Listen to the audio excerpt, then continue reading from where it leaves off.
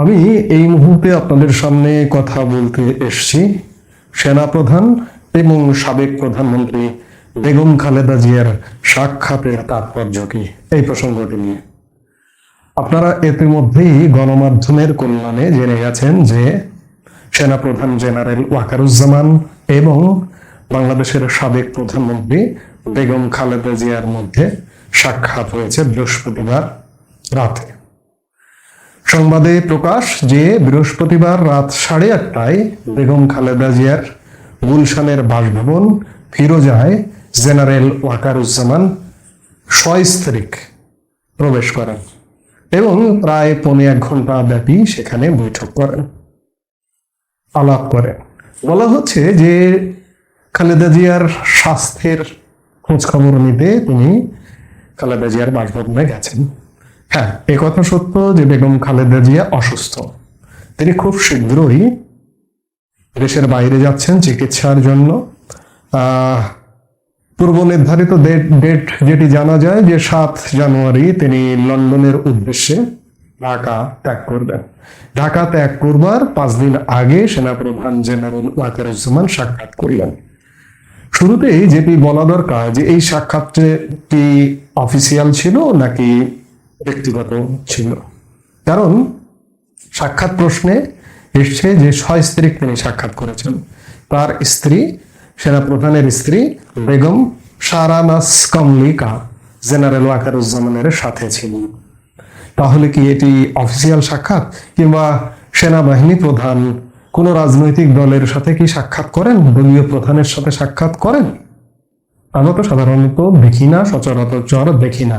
কিন্তু বর্তমানে দেশের একটা বিশেষ পরিস্থিতি, এই বিশেষ পরিস্থিতিতে সেনাবাহিনী বা সেনা প্রধান কোনো রাজনৈতিক দলের সাথে সাক্ষাৎ করতেই পারেন। কিন্তু একটি নয়, তিনি একাধিক দলের সাথে যদি সাক্ষাৎ করেন তাহলে একটা বার্তা দেওয়া হয় যে না, তিনি সবার সাথে সাক্ষাৎ করছেন। কিন্তু একটি যদি দলের সাথে সাক্ষাৎ করেন তাহলে খানিকটা মানুষ, যেহেতু একটা নির্বাচনী পরিস্থিতি, সামনে নির্বাচন হবে, তাহলে মানুষ হয়তো ভেবে নিতে পারে যে তিনি কি ফেভার করছেন।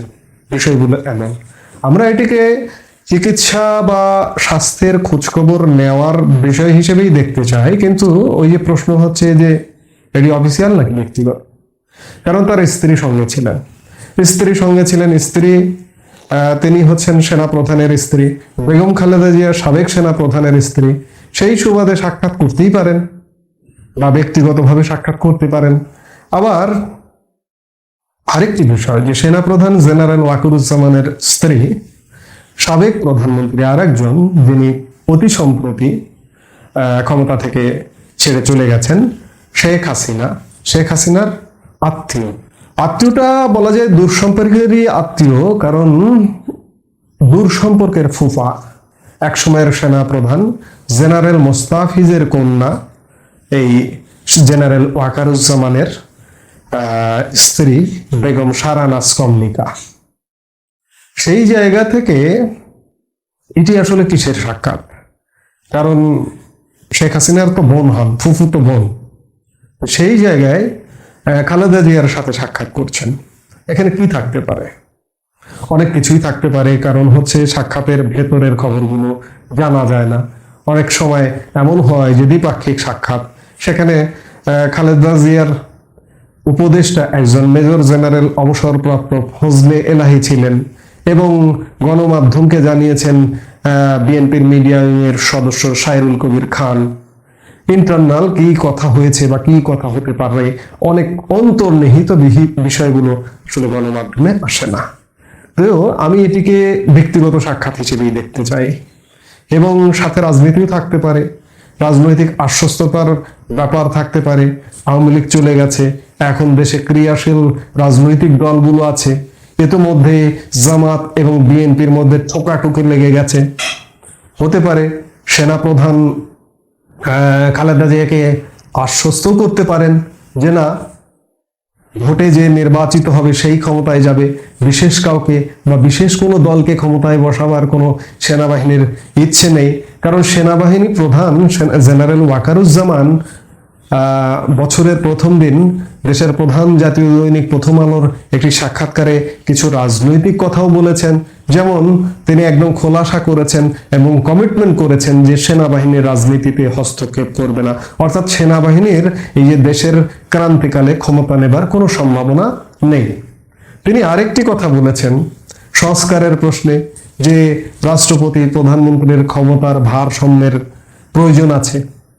সেনাবাহিনী প্রধানের জায়গা থেকে এগুলো বলার কথা নয়, একজন দায়িত্বশীল একজন চাকুরিরত সেনা প্রধান, কিন্তু এখন সবকিছুই বলা যায়।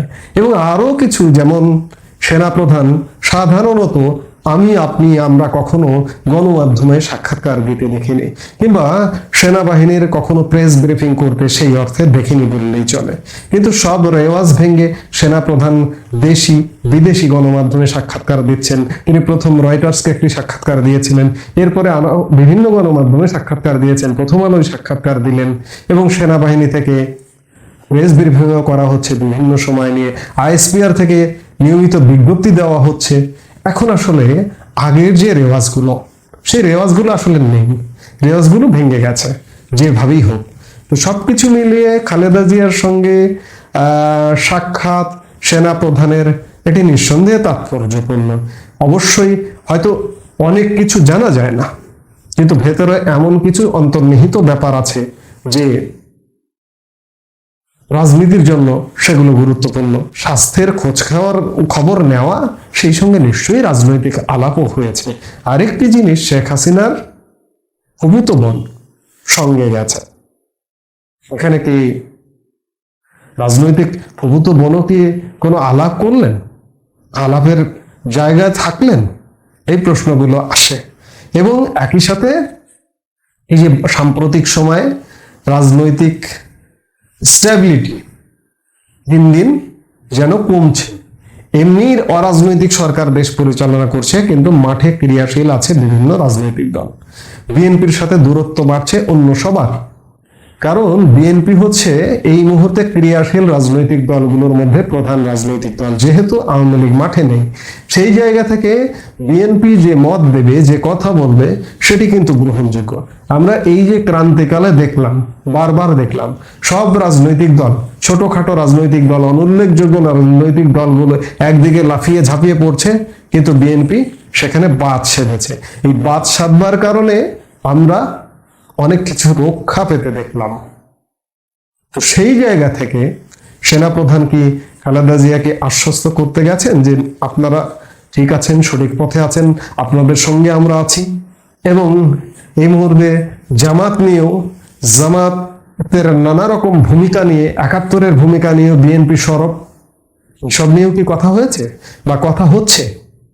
হয়তোবা, কারণ সেনাবাহিনীর অনেক কিছু বাইরে প্রকাশ পায় না। যদিও সেনাপ্রধান একজন রাজনীতিবিদের সাথে সাক্ষাৎ করতে গেছেন, সেক্ষেত্রেও অনেক রেস্ট্রিকশন থাকে, বাধা ধরা নিয়ম থাকে।